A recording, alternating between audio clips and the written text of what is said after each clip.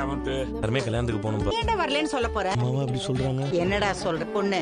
அம்மா டைவர்ஸ் கொடுக்கலான்னு முடிவு பண்ணிட்டேன். சூப்பர். ரோஹினி எப்படி மனோஜுக்கு டைவர்ஸ் தராதுன்னு சொல்லி ஒத்துக்கிறாங்க அப்படின்ற விஷயம் தெரியல. இந்த விஷயத்துக்கு பின்னாடி ஏதோ உள்நோக்கு இருக்குது அப்படின்னு தான் நினைக்கிறேன். ஏன்னா விஜய் வந்து கேட்குறாங்க, நீ எதுக்கு வர சொன்ன? ஏன்னா விஜயோட ஃப்ரெண்டு தான் விஜயாவை கால் பண்ணி வர சொல்லியிருக்காங்க. அங்கே ரோஹினி இருக்காங்க.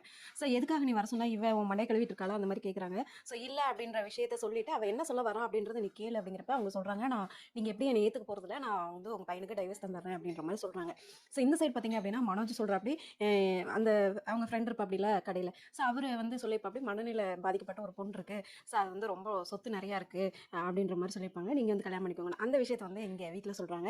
ஸோ விஜய் என்ன சொல்கிறாங்க அப்படின்னா, பணத்துக்காக நீ என்ன வேணாலும் பண்ணுவியா? அந்த மாதிரி வேலைக்கெல்லாம் நான் உன்னை விடவே மாட்டேன். உனக்கு எப்போ கல்யாணம் பண்ணி வைக்கணும்னு எனக்கு தெரியும். அந்த மாதிரி சொல்கிறாங்க.